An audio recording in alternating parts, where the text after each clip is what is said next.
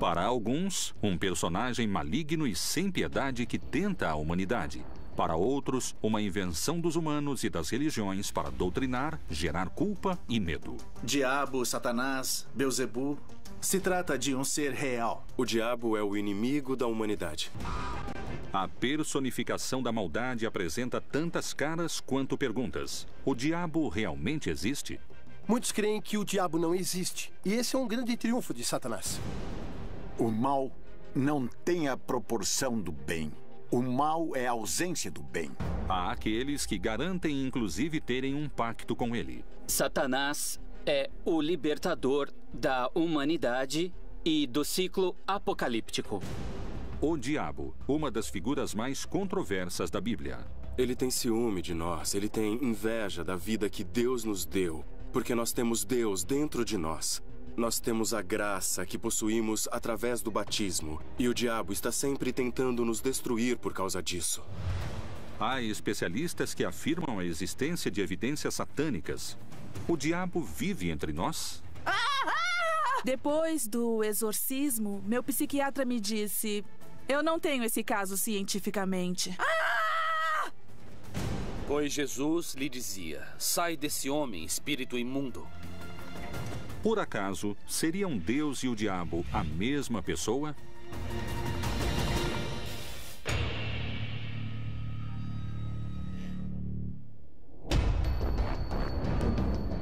O diabo, a personificação do mal, busca o pior do ser humano para conquistá-lo. Será que, ao caírem em tentação, Adão e Eva tenham marcado a história da humanidade, assinalando o pecado em cada um de nós? Há muitos que garantem que, desde então, a luta entre o bem e o mal, entre Deus e o diabo, acontece dentro de cada homem e mulher que habita esta terra. O diabo recebe o nome de pai da mentira mais vezes que o diabo falado por Jesus. Jesus disse que o incrível é que ele perverte a verdade, ou seja, que ele corrompe a verdade. Não é que ele não a reconheça, ele a reconhece e procura corrompê-la. Outra de suas características. O diabo pode viver entre os homens ou dentro dos homens. Será que grande parte da humanidade já se encontra sob seu poder? O diabo, sendo um ser pessoal, pode estabelecer uma relação com alguém. Ele, como ser pessoal, pode estabelecer uma relação com alguém. Um pacto com o demônio é uma decisão tomada por um ser humano livre para associar-se de alguma maneira a Satanás ou a algum espírito, algum demônio, algum espírito negativo. Existem parágrafos na Bíblia que sugerem a existência do diabo. A figura de Satanás na Bíblia hebraica tem a ver com o adversário. É um adversário, o inimigo, que pode aparecer. Pode ser uma pessoa. Tem duas visões na literatura judaica posterior. Uma é uma figura sobre-humana ligada ao demoníaco e com o negativo. E outra interpretação também de Maimônides que diz que Satanás é o anjo da morte e a tendência ao mal do ser humano. Evidentemente, Deus não pode ignorar a possibilidade de que a liberdade incluiria uma oposição à sua vontade.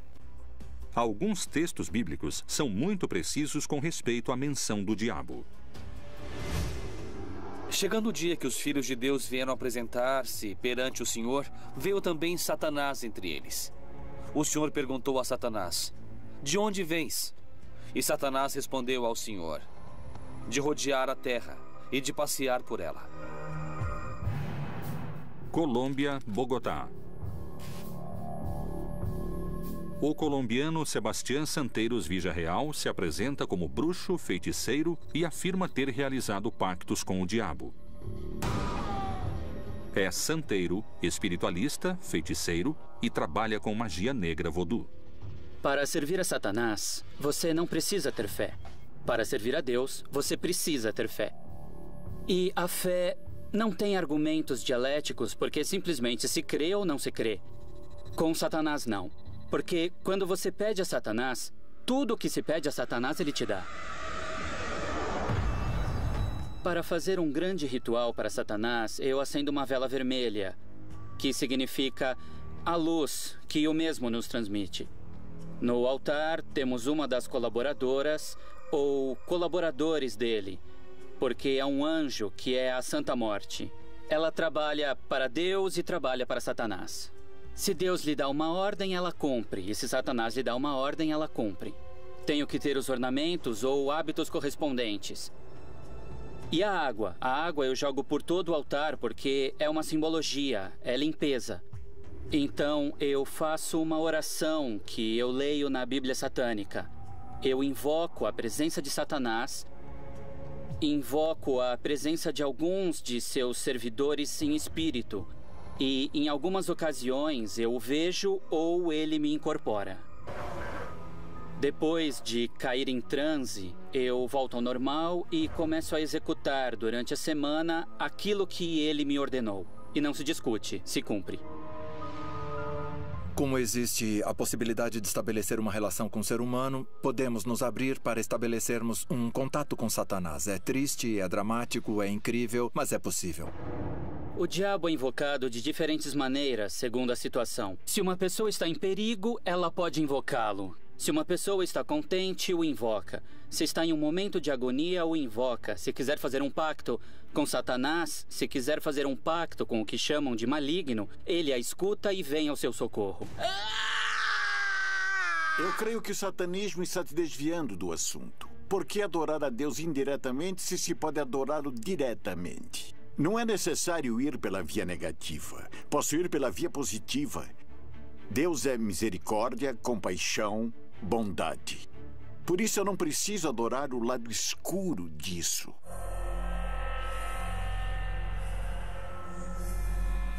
A pergunta que muitos especialistas e teólogos ainda se fazem é: o diabo realmente existe ou é uma metáfora? E se é uma metáfora, a quem Jesus se referiu como a encarnação do mal? No livro de Jó chama Satanás, ou diabo, que quer dizer o adversário, o enganador, e é entendido na interpretação, sobretudo dos padres da igreja cristã, como um arcanjo que fora criado de maneira perfeita, um arcanjo iluminado que, apesar disso, assim como Adão o faria, deixa de amar a Deus por amar mais a si mesmo, caindo no orgulho e na rebeldia, e dessa maneira se separando de Deus. Na Bíblia vemos uma mensagem de Jesus: não te acuses a ti mesmo. Não nos esqueçamos que aquele que se acusa em hebraico se diz Satanás. Ele é o acusador. E quando a pessoa se acusa como pecador, está fazendo às vezes de Satanás consigo mesma. Ou quando condena os demais e vive dizendo: isso é ruim, isso está ruim, isso é péssimo, está fazendo às vezes de Satanás, ainda que traga a Bíblia numa mão ou use uma batina. Satanás nos acusa para Deus e essa é a função de Satanás, o acusador. Então me parece que é por uma questão literária, se utiliza inclusive para criar medo dentro da população e é uma ferramenta para que dentro da religião dirijam também toda uma comunidade. O Evangelho de Marcos é muito claro quando fala dos demônios, depois vai apresentando quais são os demônios. Há um demônio fundamental. Qual é o demônio mais importante? Que se opõe à construção do reino de Deus. É o Império Romano. E perguntou-lhe: qual é o teu nome? Respondeu-lhe ele: Legião é o meu nome, porque somos muitos. Marcos escreve sobre um endemoniado, ou seja, possuído pelo demônio, ou seja, possuído pelo Império. Agora vão saber por que digo isso, tá certo? Ele quer se unir e rompe todas as ligações. E Jesus lhe pergunta: qual é o seu nome? E ele diz: meu nome é Legião. E a Legião é a unidade de combate do exército romano.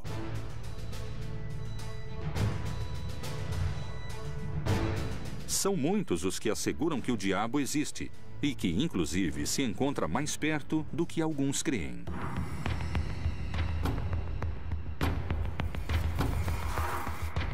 Na Bíblia temos aproximadamente uns 8 casos de exorcismo que tinham uma característica em comum, que os diferenciava de outros tipos de possessão demoníaca e exorcismo que ocorriam no Mediterrâneo. O contexto no qual aparecem os exorcismos na Bíblia tem uma clara conotação social e política. se considera possuído pelo diabo todo objeto, pessoa ou lugar que se encontra infestado em princípio. O ritual do exorcismo consiste em invocações, em ladainhas feitas ao sangue de Jesus, em alguns casos, em algumas tradições religiosas, feitas aos santos, outras feitas em invocações e conjuro aos anjos e arcanjos. Imediatamente começam as orações de imprecação, que devem ser feitas necessariamente por um ministro ordenado, ou seja, as orações de expulsão do demônio. A condição do exorcista depois do trabalho é de muito cansaço e esgotamento. O desgaste físico é muito grande, o compromisso emocional que ele assume durante o trabalho sempre leva, é claro, ao grande consolo do verdadeiro exorcista Jesus Cristo, que lhe empresta a voz e lhe empresta também os gestos, o corpo, mas é ele quem enfrenta a batalha. De que forma secreta a Bíblia menciona essa batalha? Já em Marcos e em Lucas, a possessão aparece como uma possibilidade.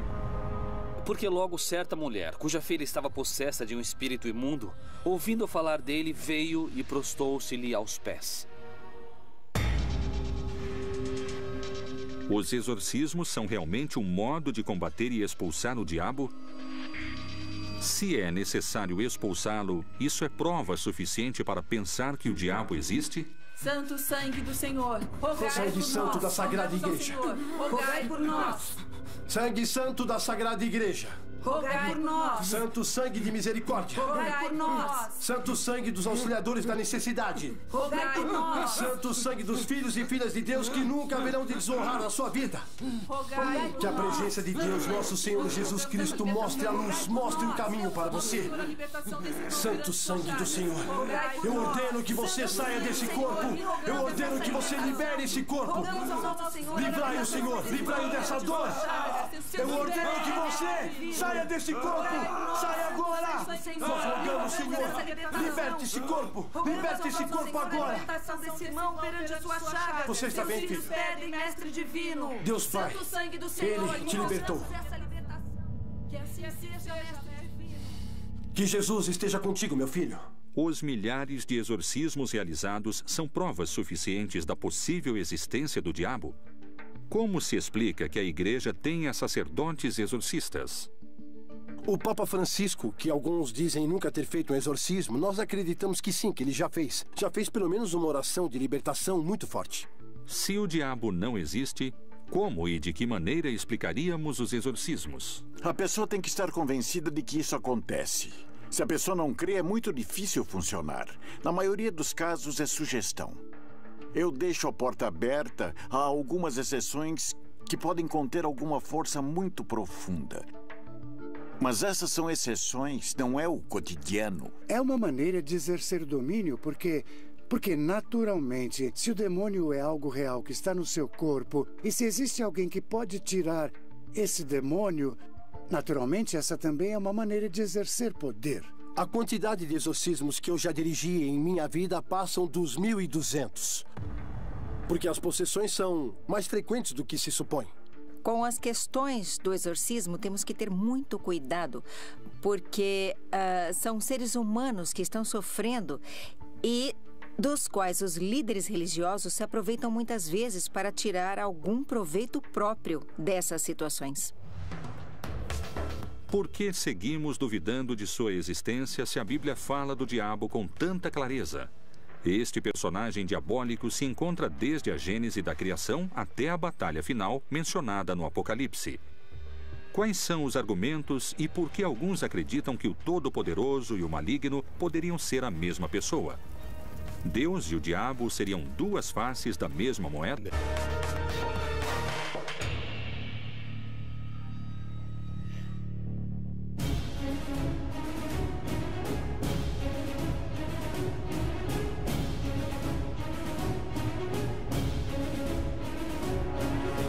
Há milênios, duas opiniões se enfrentam. Uma tenta mostrar que o diabo não existe, e a outra que é um ser real e o principal adversário de Deus.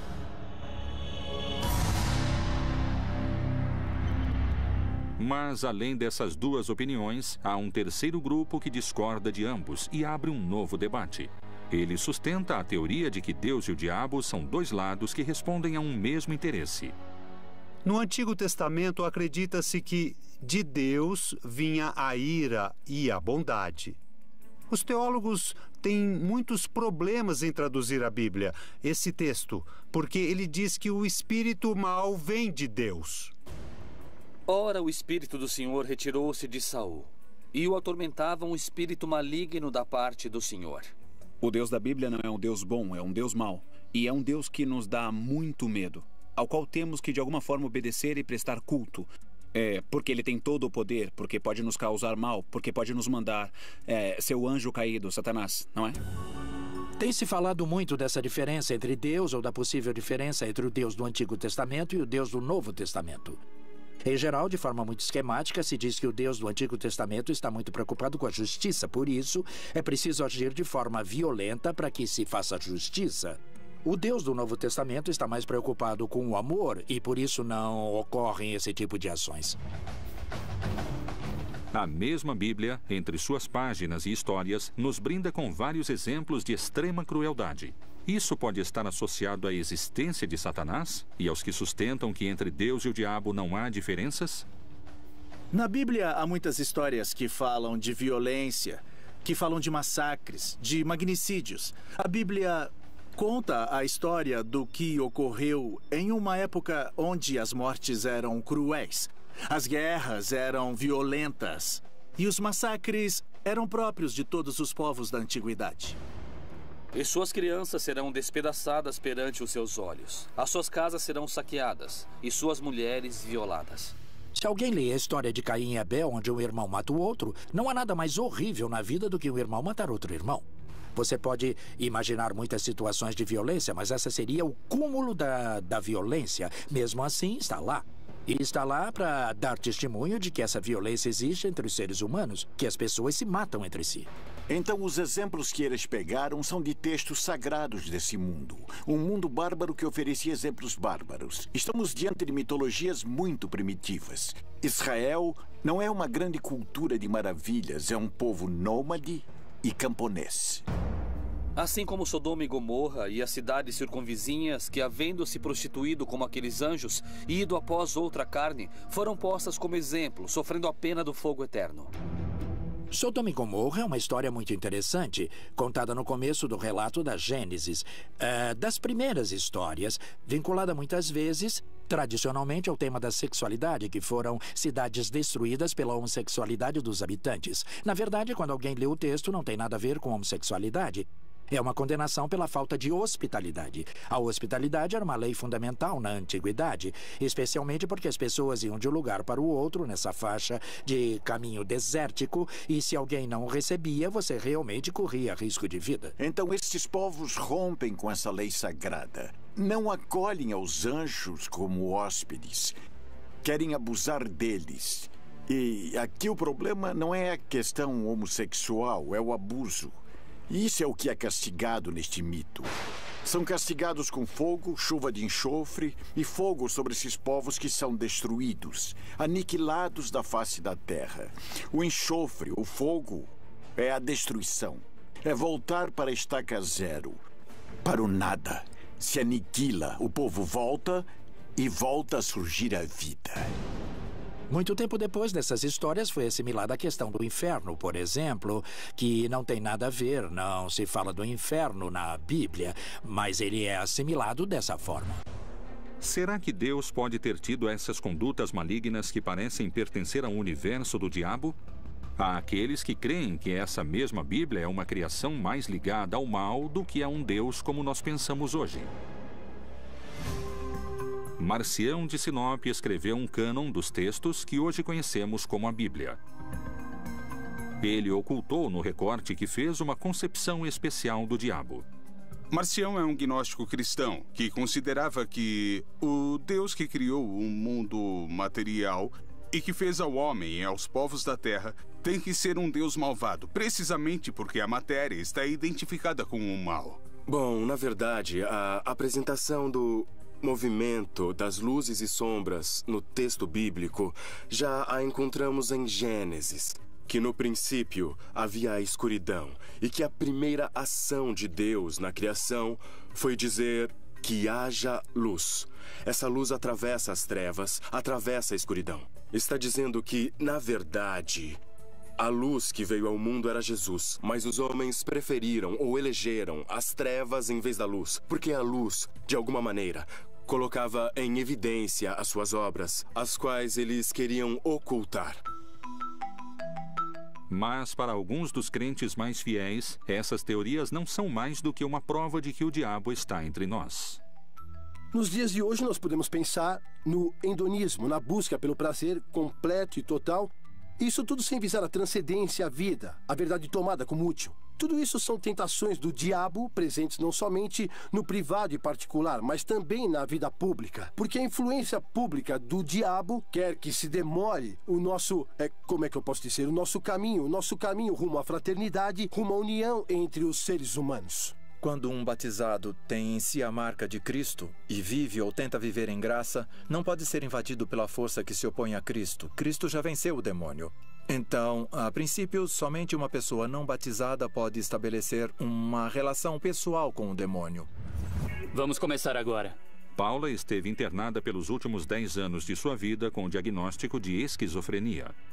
Eu escutava vozes e via coisas, sabe? As vozes me diziam o tempo todo, mate-se, corte-se. Pelo sangue de Jesus eu te liberto! Eu ordeno que deixe esse corpo agora! Pelo sangue de Jesus! Eu tinha um rosário, sabe? Que eles dão no hospital. E com o rosário da cruz, sabe? Com a parte de baixo, que é feita de plástico, é que eu me cortava com esse plástico. Busca o Senhor! Bom, depois eu via muitas sombras e sempre via homens. A possessão diabólica não tem nada a ver com a bondade ou maldade moral. Quer dizer, o endemoniado é uma pessoa enferma. Muitos creem que o diabo não existe, e esse é um grande triunfo de Satanás, então temos muitíssimo trabalho.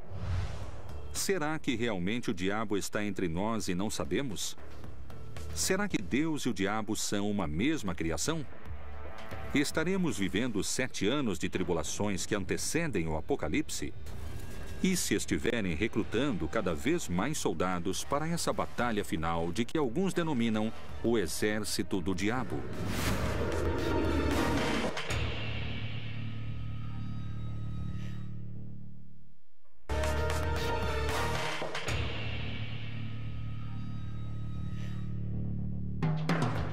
O diabo, um anjo caído que quer ocupar o lugar de Deus? Como ele poderia alcançar seu objetivo? Quais são as evidências e posturas que asseguram que o diabo teria criado seu próprio exército? Eu acredito que o diabo somos nós mesmos. O diabo é a maldade que encarna na gente. O diabo é uma configuração que pode ter expressões muito claras. Um personagem nefasto da humanidade. O diabo engloba muitos. Não se trata de um só, já que são muitos, milhares de milhares, visto que era um arcanjo, um anjo superior, que seria Lúcifer com todos os seus seguidores que acabaram condenados. Alguns levam sua teoria mais além e creem que o diabo preparou um exército e está escondido esperando o começo dessa batalha final. Com esse exército maligno, o Agramon representa um demônio maior, que é o demônio do medo. Existem demônios menores que, por sua vez, os servem. São demônios intercessores. Não esqueçamos que a corte satânica tem a sua hierarquia. E não é que eles perderam a hierarquia que conservavam no céu.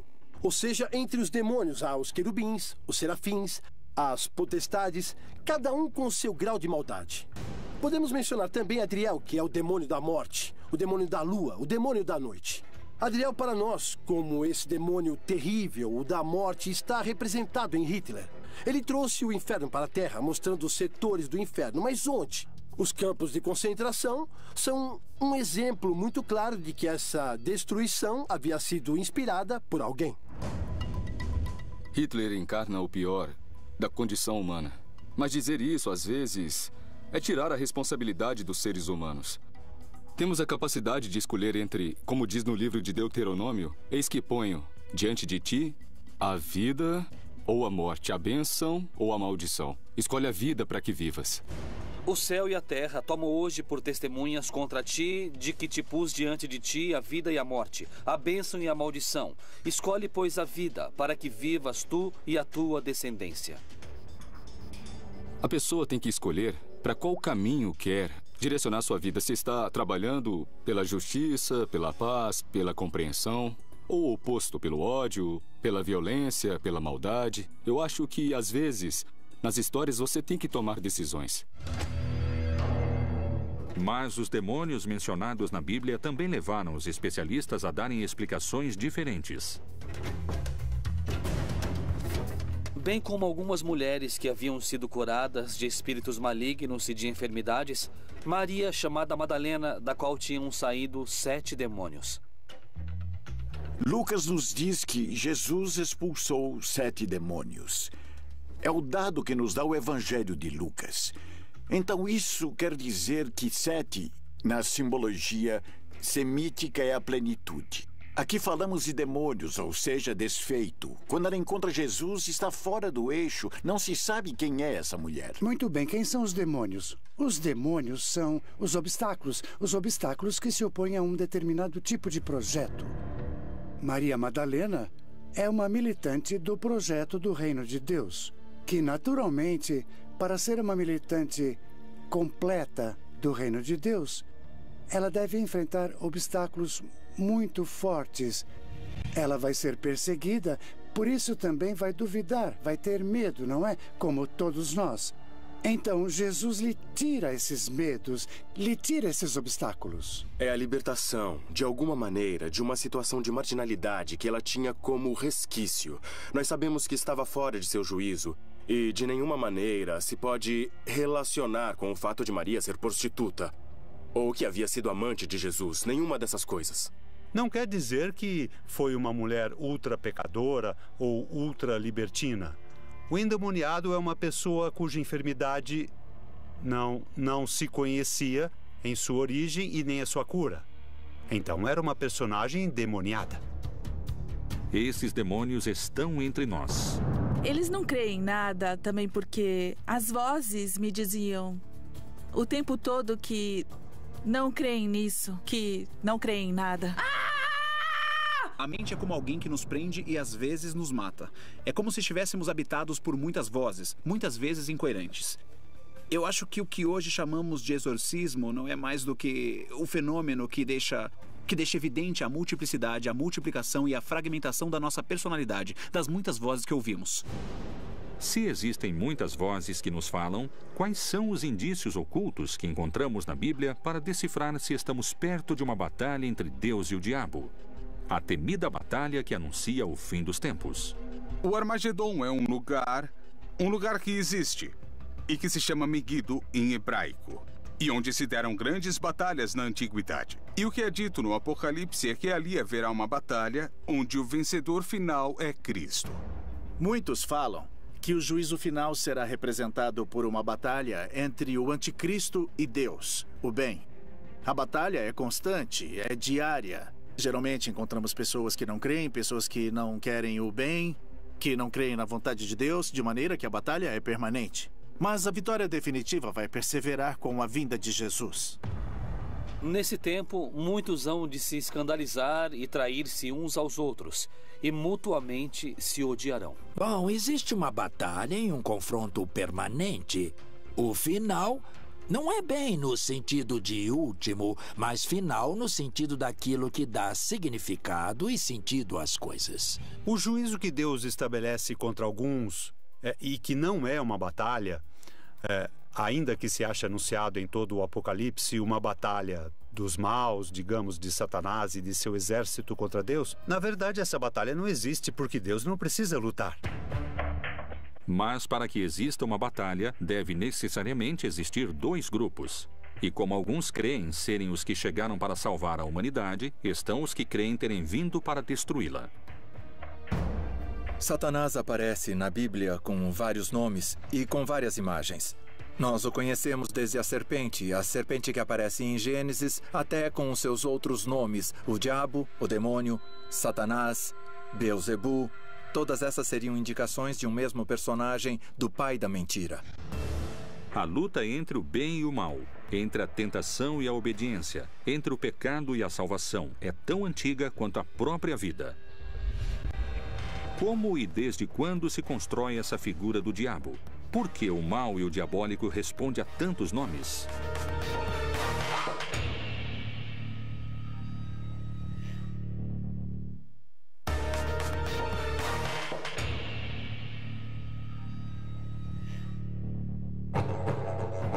O diabo, a personificação do mal, o rival de Deus, o tentador dos homens.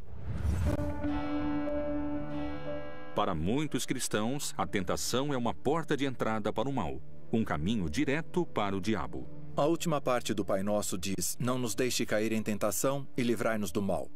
Esse mal pode ser entendido tanto como qualquer situação que seja perigosa para a realização pessoal, como o maligno. Livrai-nos do maligno, livrai-nos do pecado, livrai-nos do demônio, livrai-nos de qualquer situação de perigo para a própria salvação. Então podemos dizer que sim, está presente a súplica de sermos livrados do demônio no Pai Nosso. Na ideia de um Jesus muito divino, com a ideia de um Jesus gnóstico semidivino, as tentações não têm lugar. Para aceitar que Jesus foi tentado, temos que aceitar primeiro que ele foi 100% humano. Portanto, a passagem veio a ser interpretada como as tentações que Jesus enfrentou ao longo de sua vida, mas no terreno onde se dão as tentações, que é na mente. Jesus teve que escolher, por isso passou 40 dias no deserto, entre ser o Messias conforme as profecias de Isaías, desprezado, ignorado, traído e assassinado, ou inclinar-se para a vaidade do reconhecimento mundial e ao arrebatamento do poder e das riquezas. Então, essas tentações são o núcleo que nos mostra se o Messias deve ser glorificado por sua própria força ou se o Messias está disposto a humilhar-se, a negar-se e a morrer por amor aos seres humanos. A tentação existe dentro dos textos bíblicos e, além disso, a figura do diabo tenta deturpar a vontade de Jesus. Como essa figura é realmente? Alguns investigadores questionam a imagem clássica do diabo, com chifres, patas de cabra e rabo. Eles questionam o que nos foi transmitido como figura do mal, porque debatem que essa é uma construção destinada a gerar medo. Há muito do imaginário da cultura popular sobre Satanás, mais do que na teologia e nos textos bíblicos. E somos produtos também de nosso imaginário popular de onde crescemos. Na Bíblia, tanto no Antigo Testamento quanto no Novo Testamento, temos histórias relacionadas com o diabo, com Satanás. No entanto, não encontramos descrições físicas de como ele era. Se ele tinha chifres, se tinha rabo, se tinha um tridente, ou se era vermelho. O que nós sabemos é que ele é uma descrição do mal. Não é bíblico. Nem o purgatório, nem o inferno eterno, nem o céu. O céu para estar perto de Deus, sim. O inferno como distância de Deus, sim. Mas chamas, diabinhos, um Satanás rei que manda nos demônios, isso foi uma invenção medieval. Isso aparece na Idade Média. É alguém que tem a ver fundamentalmente com o sexual. Por isso se atribui a ela a cor vermelha. Os chifres de bode e as patas de bode, que eram o poder da fertilidade e da vida, que representavam Dionísio Pan na literatura grega. O deus Pan é um deus grego muito antigo, originalmente adorado na região da Arcádia. Pan é o guardião dos rebanhos que tem a tarefa de se multiplicarem. Deus dos bosques e patos, protetor dos pastores. É um produto da casualidade que na Idade Média tenham imposto essa caracterização impressionante e terrível do demônio? Ou talvez haja um mistério importante em torno da figura do diabo esperando para ser desvendado? Em algum momento da história, para tornar visível a presença do mal, os autores, os pintores, usaram como origem uma imagem grotesca, com chifres, com rabo, negro, com fogo, para descrever o mal. Mas isso não significa que o diabo não existe. O diabo ter sido caricaturado na Idade Média, ou que seu conceito fora utilizado para infundir o medo, não quer dizer que ele não exista. A figura do diabo no cristianismo funciona como um grande ordenador moral. Ou seja, O que está mal está do lado do diabo e faz parte do pecado. A figura do diabo cristão chega efetivamente à América Latina com a chegada dos espanhóis, porque antes as culturas ameríndias usavam outras figuras que encarnavam o mal. Mesmo assim, esse mal não era um mal tão absoluto e nem tão separado do bem como é o diabo cristão, que é uma das características do pensamento do catolicismo, onde aparece o mal de um lado e o bem do outro. Um único personagem, ainda que, segundo os crentes da Bíblia, seja mencionado de muitas maneiras. Ele recebe o nome de Satanás, Diabo, Lúcifer, Belzebu, Melian, Antiga Serpente, Anjo Caído, Anjo Destronado, o Anjo do Tempo. Mas houve outros nomes. No tempo de Isaías, recebeu um nome. No tempo de Jesus de Nazaré, era o Devorador. No tempo de Josué, era o Destruidor. Eles sempre insultaram Satanás de diferentes maneiras. No Novo Testamento, sim, Jesus e o apóstolo Paulo o mencionam, mas como um adversário, como aquele que está contra o projeto de Deus. Não tanto como uma figura a qual você tem que escolher entre um e outro, porque popularmente se transformou em uma figura. De um lado eu tenho Deus e do outro Satanás. Eu tenho que escolher como se escolhe um time de futebol. Mas não é assim. Não é assim que nós lemos nos relatos bíblicos. A soberania de Deus não se discute. Mas existe um personagem, uma maldade que se concentra nesse personagem chamado Satanás, que aparece como símbolo de tudo que se opõe a Deus. Respondeu-lhes ele: eu via Satanás como o raio cair do céu. Especialistas no estudo da Bíblia dão conta de que, em outras passagens do livro sagrado, os nomes que o maligno recebe não têm uma conotação única e nem tão direta. Diabo, Satanás, Lúcifer, todos têm a ver com o seguinte: num projeto como o projeto do Reino de Deus, você tem que enfrentar os obstáculos, e esses obstáculos são denominados com determinados símbolos, não é? Um dos símbolos mais importantes é o de Satanás. Essa poderia ser uma manobra e modo de agir do diabo para ganhar tempo e adeptos à sua figura? O Evangelho de João registra que Jesus o descreveu como um ladrão que trabalha entre os demais que não se dão conta que ele está lá. O trabalho do diabo tem que passar despercebido. Na visão religiosa judaica, só há uma divindade, não há duas: Jeová. E Jeová é o autor do bem e do mal, da saúde e da enfermidade, da alegria e da tristeza. Em outras religiões há deuses do bem e deuses do mal. Qual é o verdadeiro significado da palavra diabo? Havia alguns anjos caídos que não queriam ser anjos. Queriam ser mais do que anjos. E apareceu esse anjo que seria o diabo. Como a ideia é unir, diabo é separar. Daí vem diabo, de diabolo, o que separa. Muitas correntes de pensamento se perguntam se realmente o conceito não é um engano em si mesmo. A resposta a essa teoria poderia mudar o conceito fundamental que a religião tem sobre o bem e o mal. Para muitos sacerdotes e para a principal autoridade da Igreja, o diabo existe em muitas de suas mensagens, e o Papa faz alusões à sua presença entre nós aqui na Terra. Onde o diabo vive? Será que Satanás está perto de nós?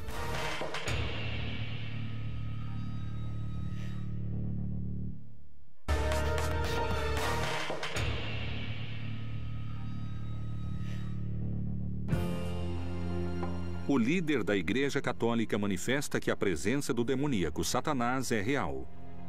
Não é um mito e está presente nos lugares mais fortes, com mais fiéis. Onde? Por que se manifesta? Com toda certeza, o diabo ataca a quem ele sente que lhe escapa. Ele não vai atacar aquele que é de sua propriedade ou alguém que está morto e que não escolheu um lado.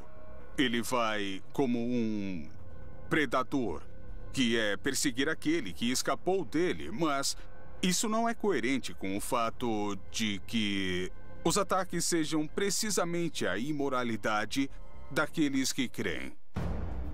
Francisco não foi um grande professor de teologia. Ele foi um pastor próximo de seu povo, com um coração solidário. Sua linguagem não é a do teólogo. É a linguagem da paróquia, do entorno. E isso não o desmerece para aquele que entendeu o contexto. Então ele fala de maneira popular e não como um especialista da Bíblia. Francisco não é um grande especialista da Bíblia. Ele é o Papa, e o Papa é um líder. O problema aparece quando interpretamos ao pé da letra e não como linguagem simbólica. Toda linguagem religiosa e simbólica deixa de ser religiosa. O líder da igreja também apontou o filho do diabo, o anticristo, na corrupção e no dinheiro. No livro do Apocalipse, capítulo 12, uma visão se apresenta a João, que é de uma mulher que resplandece como o sol e um dragão de 7 cabeças que a persegue. Viu-se também outro sinal no céu. Eis um grande dragão vermelho, que tinha 7 cabeças e 10 chifres. E sobre as suas cabeças 7 diademas. Esta visão significa que o dragão é o diabo, e suas 7 cabeças representam a totalidade do poder sobre os governos corruptos da terra.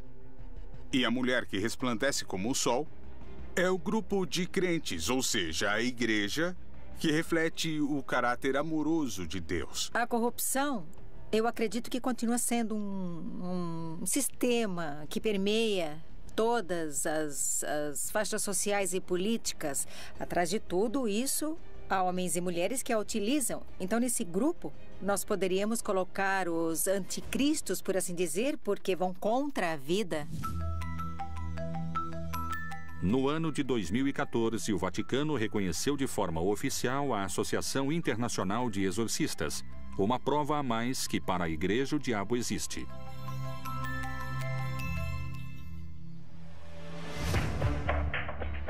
O diabo, para alguns, é uma presença maligna.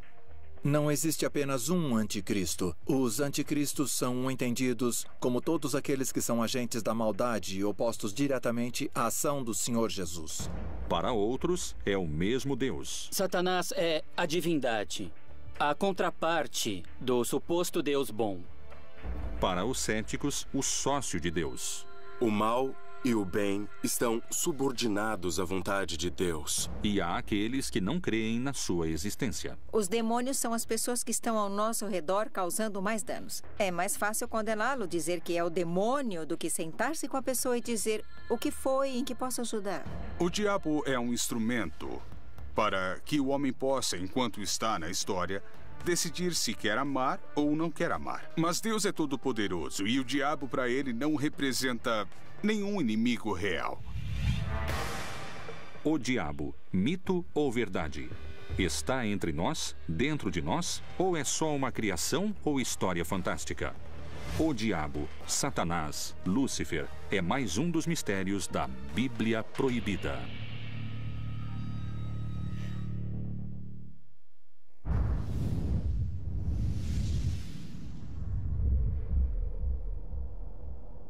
De seu juízo, e de nenhuma maneira se pode relacionar com o fato de Maria ser prostituta ou que havia sido amante de Jesus. Nenhuma dessas coisas. Não quer dizer que foi uma mulher ultra pecadora ou ultra libertina. O endemoniado é uma pessoa cuja enfermidade não se conhecia em sua origem e nem a sua cura. Então era uma personagem endemoniada. Esses demônios estão entre nós. Eles não creem em nada também porque as vozes me diziam o tempo todo que não creem nisso, que não creem em nada. A mente é como alguém que nos prende e às vezes nos mata. É como se estivéssemos habitados por muitas vozes, muitas vezes incoerentes. Eu acho que o que hoje chamamos de exorcismo não é mais do que o fenômeno que deixa evidente a multiplicidade, a multiplicação e a fragmentação da nossa personalidade, das muitas vozes que ouvimos. Se existem muitas vozes que nos falam, quais são os indícios ocultos que encontramos na Bíblia para decifrar se estamos perto de uma batalha entre Deus e o diabo? A temida batalha que anuncia o fim dos tempos. O Armagedon é um lugar que existe e que se chama Meguido em hebraico, e onde se deram grandes batalhas na antiguidade. E o que é dito no Apocalipse é que ali haverá uma batalha onde o vencedor final é Cristo. Muitos falam que o juízo final será representado por uma batalha entre o anticristo e Deus, o bem. A batalha é constante, é diária. Geralmente encontramos pessoas que não creem, pessoas que não querem o bem, que não creem na vontade de Deus, de maneira que a batalha é permanente. Mas a vitória definitiva vai perseverar com a vinda de Jesus. Nesse tempo, muitos hão de se escandalizar e trair-se uns aos outros, e mutuamente se odiarão. Bom, existe uma batalha e um confronto permanente.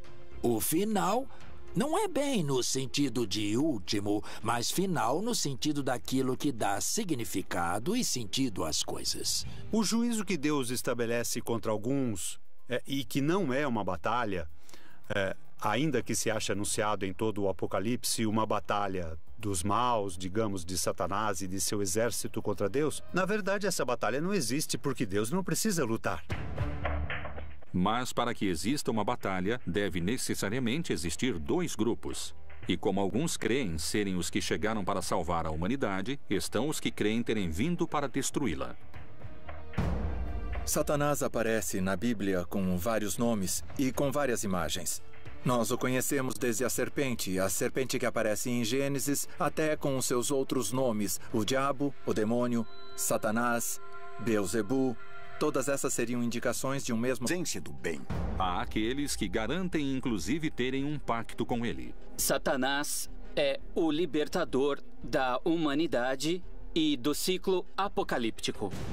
O diabo, uma das figuras mais controversas da Bíblia. Ele tem ciúme de nós, ele tem inveja da vida que Deus nos deu, porque nós temos Deus dentro de nós.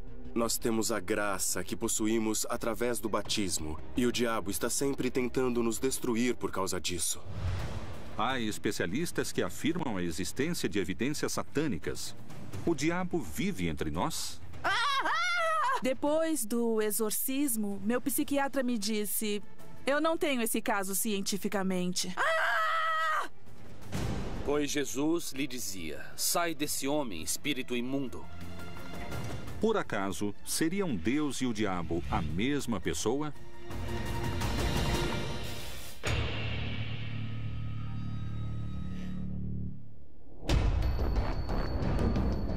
O diabo, a personificação do mal, busca o pior do ser humano para conquistá-lo.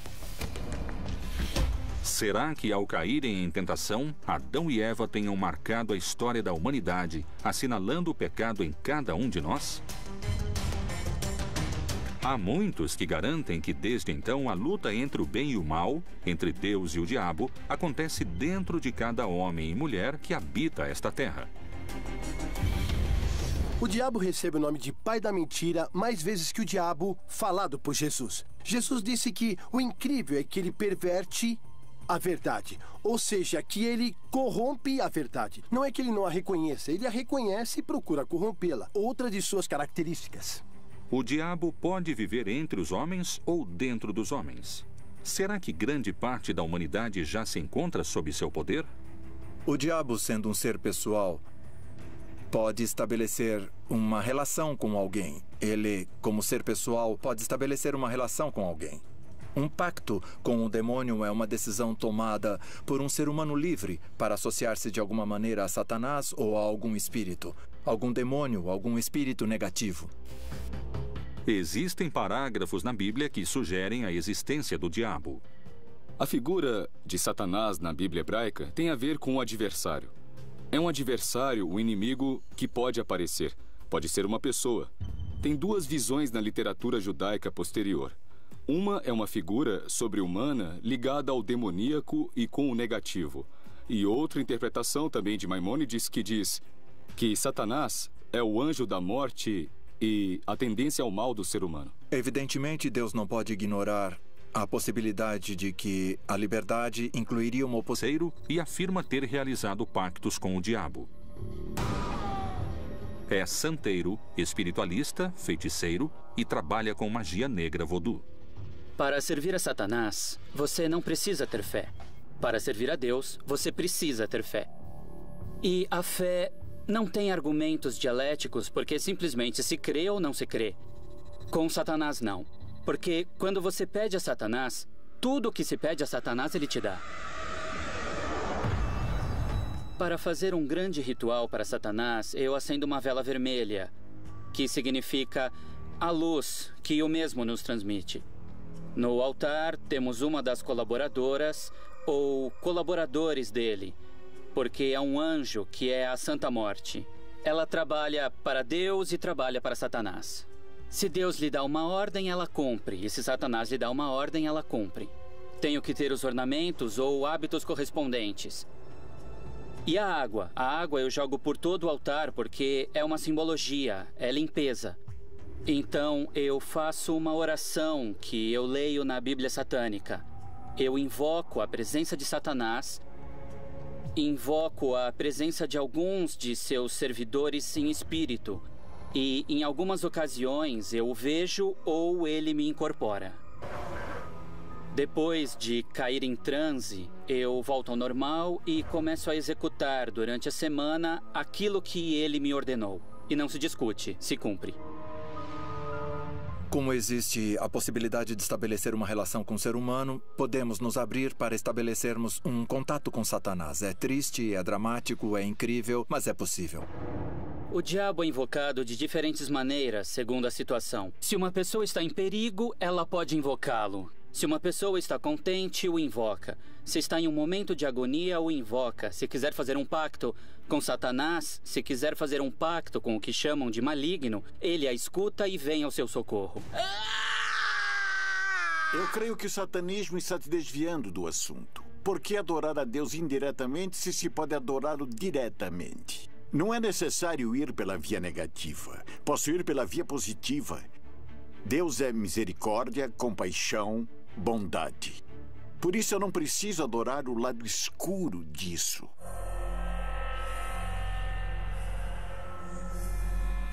A pergunta que muitos especialistas e teólogos ainda se fazem é: o diabo realmente existe ou é uma metáfora? E se é uma metáfora, a quem Jesus se referiu como a encarnação do mal? No livro de Jó chama Satanás, ou diabo, que quer dizer o adversário, o enganador, e é entendido na interpretação do humano. Portanto, a passagem veio a ser interpretada como as tentações que Jesus enfrentou ao longo de sua vida, mas no terreno onde se dão as tentações, que é na mente.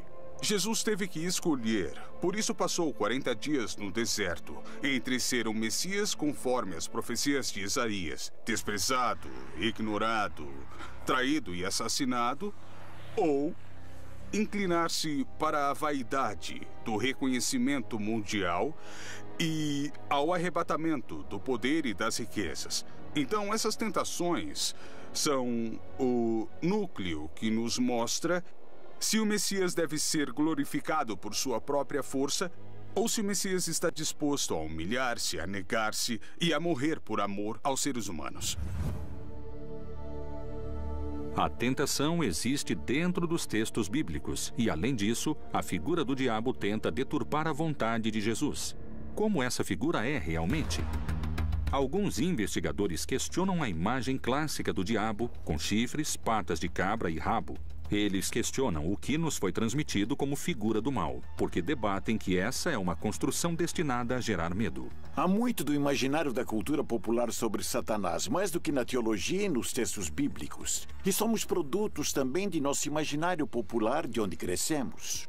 Na Bíblia, tanto no Antigo Testamento quanto no Novo Testamento, temos histórias relacionadas com o diabo, com Satanás.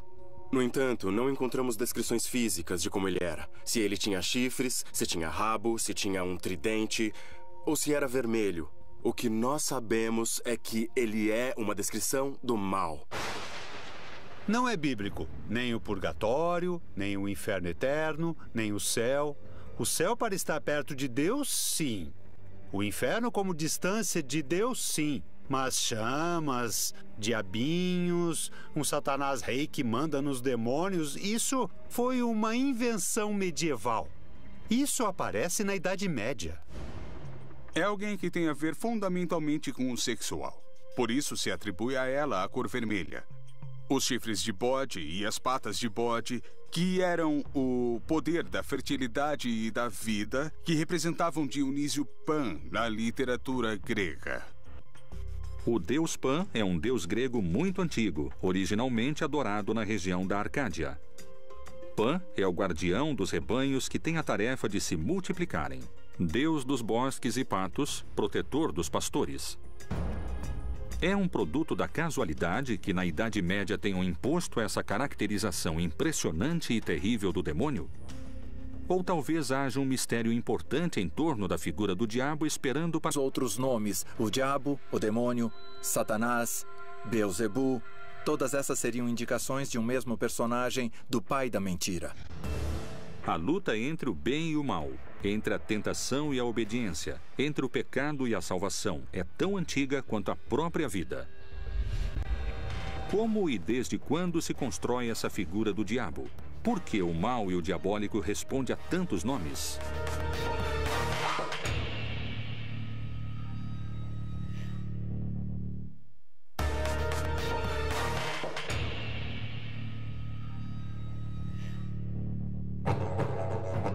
O diabo, a personificação do mal, o rival de Deus, o tentador dos homens. Para muitos cristãos, a tentação é uma porta de entrada para o mal, um caminho direto para o diabo. A última parte do Pai Nosso diz: não nos deixe cair em tentação e livrai-nos do mal. Esse mal pode ser entendido tanto como qualquer situação que seja perigosa para a realização pessoal, como o maligno. Livrai-nos do maligno, livrai-nos do pecado, livrai-nos do demônio, livrai-nos de qualquer situação de perigo para a própria salvação. Então podemos dizer que sim, está presente a súplica de sermos livrados do demônio no Pai Nosso. Na ideia de um Jesus muito divino, com a ideia de um Jesus gnóstico semidivino, as tentações não têm lugar. Para aceitar que Jesus foi tentado, temos que aceitar primeiro que ele foi 100% humano. Portanto, a passagem veio a ser interpretada como as tentações que Jesus enfrentou ao longo de sua vida, mas no terreno onde se dão as tentações, que é na mente. Jesus teve que escolher, por isso passou 40 dias no deserto, entre ser o Messias conforme as profecias de Isaías, desprezado, ignorado, traído e assassinado, ou inclinar-se para a vaidade do reconhecimento mundial e ao arrebatamento do poder e das riquezas. Então, essas tentações são o núcleo que nos mostra se o Messias deve ser glorificado por sua própria força, ou se o Messias está disposto a humilhar-se, a negar-se e a morrer por amor aos seres humanos. A tentação existe dentro dos textos bíblicos e, além disso, a figura do diabo tenta deturpar a vontade de Jesus. Como essa figura é realmente? Alguns investigadores questionam a imagem clássica do diabo, com chifres, patas de cabra e rabo. Eles questionam o que nos foi transmitido como figura do mal, porque debatem que essa é uma construção destinada a gerar medo. Há muito do imaginário da cultura popular sobre Satanás, mais do que na teologia e nos textos bíblicos. E somos produtos também de nosso imaginário popular. Tão absoluto e nem tão separado do bem como é o diabo cristão, que é uma das características do pensamento do catolicismo, onde aparece o mal de um lado e o bem do outro. Um único personagem, ainda que, segundo os crentes da Bíblia, seja mencionado de muitas maneiras. Ele recebe o nome de Satanás, Diabo, Lúcifer, Beelzebu, Melian, Antiga Serpente, Anjo Caído, Anjo Destronado, o Anjo do Tempo. Mas houve outros nomes. No tempo de Isaías, recebeu um nome. No tempo de Jesus de Nazaré, era o Devorador. No tempo de Josué, era o Destruidor. Eles sempre insultaram Satanás de diferentes maneiras. No Novo Testamento, sim, Jesus e o apóstolo Paulo o mencionam, mas como um adversário, como aquele que está contra o projeto de Deus. Não tanto como uma figura a qual você tem que escolher entre um e outro, porque Popularmente se transformou em uma figura. De um lado eu tenho Deus e do outro Satanás. Eu tenho que escolher como se escolhe um time de futebol. Mas não é assim. Não é assim que nós lemos nos relatos bíblicos. A soberania de Deus não se discute. Mas existe um personagem, uma maldade que se concentra nesse personagem chamado Satanás, que aparece como símbolo de tudo que se opõe a Deus. Respondeu-lhes ele: eu vi a Satanás como o raio cair do céu. Especialistas no estudo da Bíblia dão conta de que em outras passagens do livro sagrado, os nomes que o maligno recebe não têm uma conotação única e nem tão direta. Diabo, Satanás, Lúcifer, todos têm a ver com o seguinte: num projeto como o projeto do Reino de Deus, você tem que enfrentar os obstáculos, e esses obstáculos são denominados com determinados símbolos, não é? Um dos símbolos mais importantes é o de Satanás. Essa poderia ser uma manobra e modo de agir do diabo para ganhar tempo e adeptos à sua figura? O Evangelho de João registra que Jesus o descreveu como um ladrão que trabalha entre os demais que não se dão conta que ele está lá. O trabalho do diabo tem que passar despercebido. Na visão religiosa judaica, só há uma divindade, não há duas: Jeová. E Jeová é o autor do bem e do mal, da saúde e da enfermidade, da alegria e da tristeza. Em outras religiões há deuses do bem e deuses do mal. Qual é o verdadeiro significado da palavra diabo? Havia alguns anjos caídos que não queriam ser anjos. Queriam ser mais do que anjos.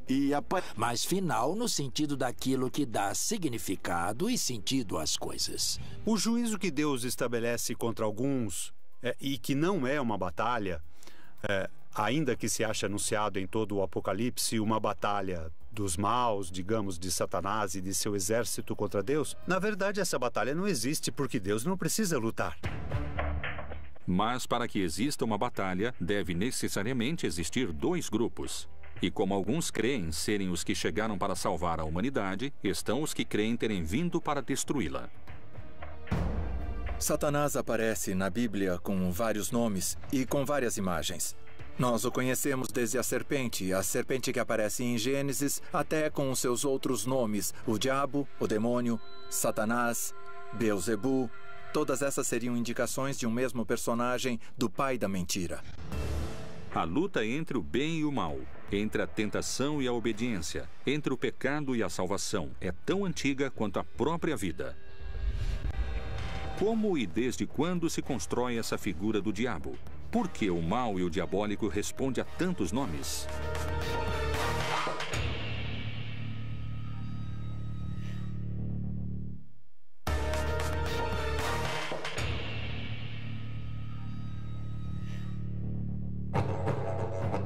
O diabo, a personificação do mal, o rival de Deus, o tentador dos homens.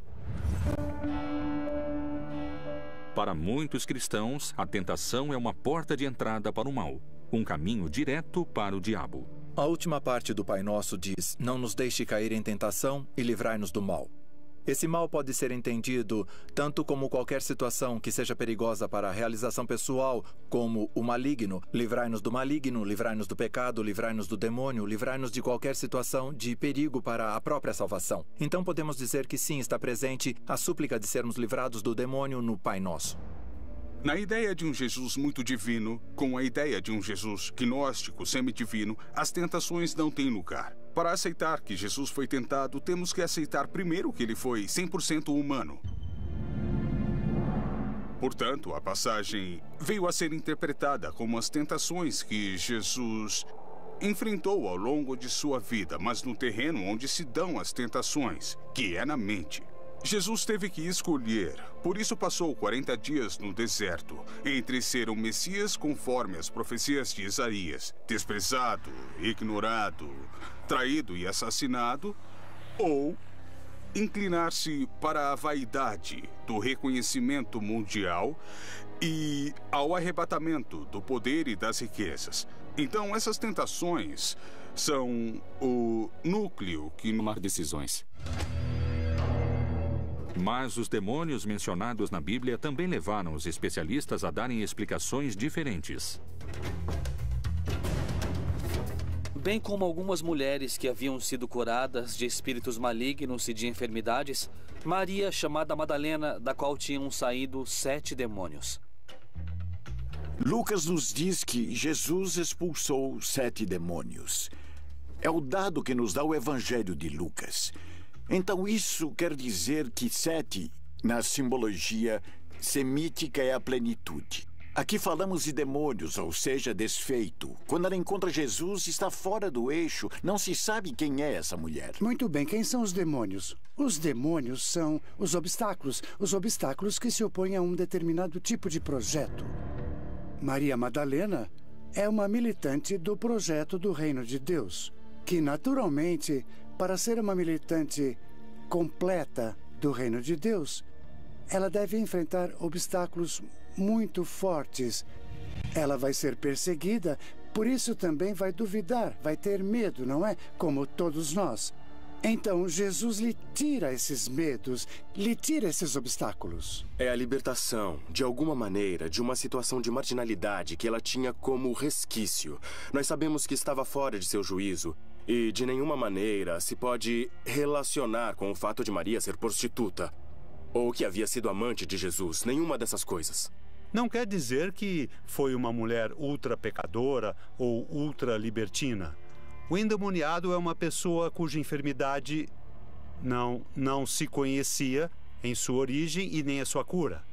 Então era uma personagem endemoniada. Esses demônios estão entre nós.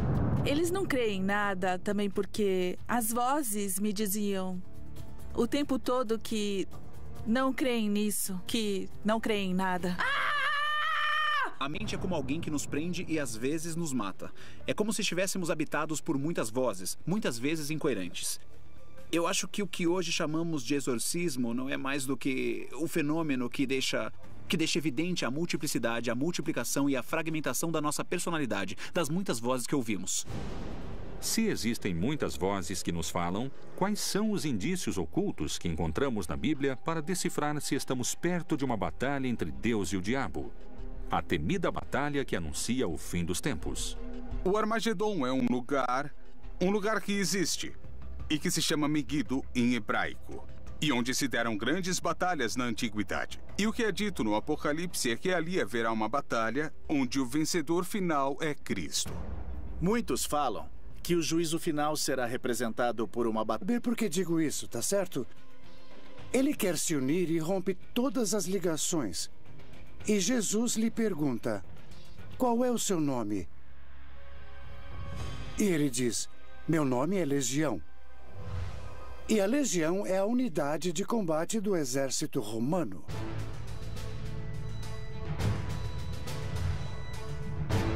São muitos os que asseguram que o diabo existe e que, inclusive, se encontra mais perto do que alguns creem.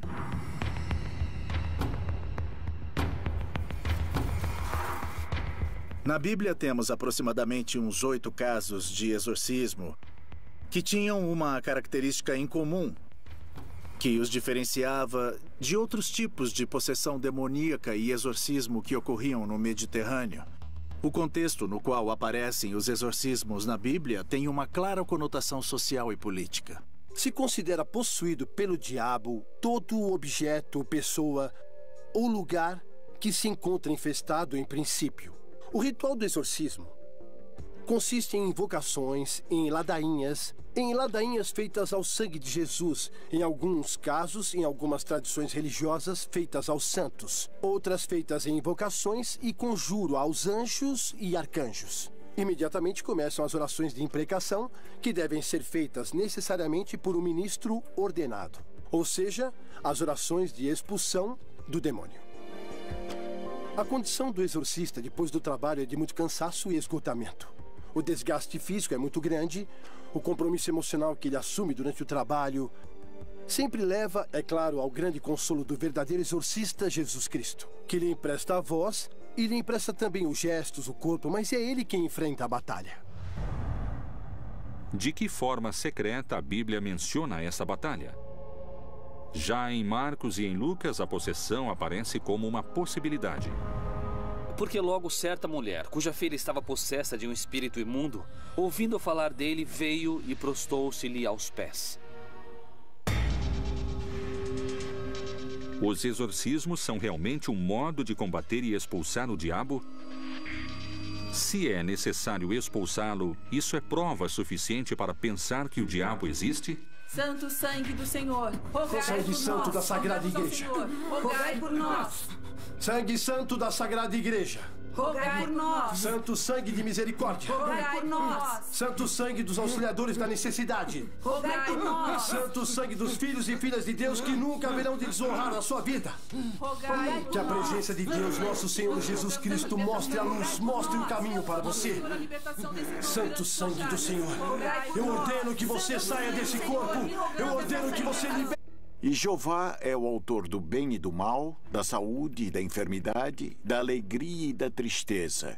Em outras religiões há deuses do bem e deuses do mal. Qual é o verdadeiro significado da palavra diabo? Havia alguns anjos caídos que não queriam ser anjos. Queriam ser mais do que anjos. E apareceu esse anjo que seria o diabo. Como a ideia é unir, diabo é separar. Daí vem diabo, de diabolo, o que separa. Muitas correntes de pensamento se perguntam se realmente o conceito não é um engano em si mesmo. A resposta a essa teoria poderia mudar o conceito fundamental que a religião tem sobre o bem e o mal. Para muitos sacerdotes e para a principal autoridade da Igreja, o diabo existe em muitas de suas mensagens, e o Papa faz alusões à sua presença entre nós aqui na Terra. Onde o diabo vive? Será que Satanás está perto de nós?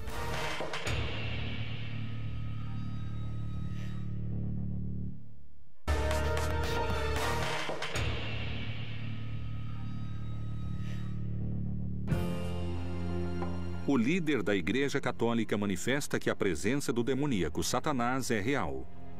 Não é um mito e está presente nos lugares mais fortes, com mais fiéis. Onde? Por que se manifesta?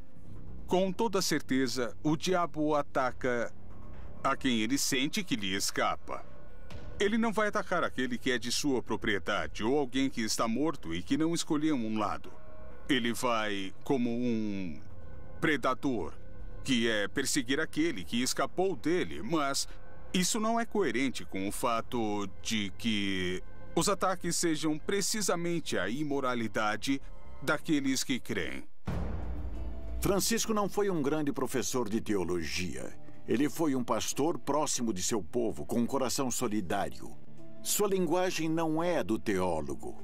É a linguagem da paróquia, do entorno. E isso não o desmerece para aquele que entendeu o contexto. Então ele fala de maneira popular e não como um especialista da Bíblia. Francisco não é um grande especialista da Bíblia. Ele é o Papa, e o Papa é um líder. O problema aparece quando interpretamos ao pé da letra e não como linguagem simbólica. Toda linguagem religiosa e simbólica deixa de ser religiosa. O líder da Igreja também apontou o filho do diabo, o anticristo, na corrupção e no dinheiro. No livro do Apocalipse, capítulo 12, uma visão se apresenta a João, que é de uma mulher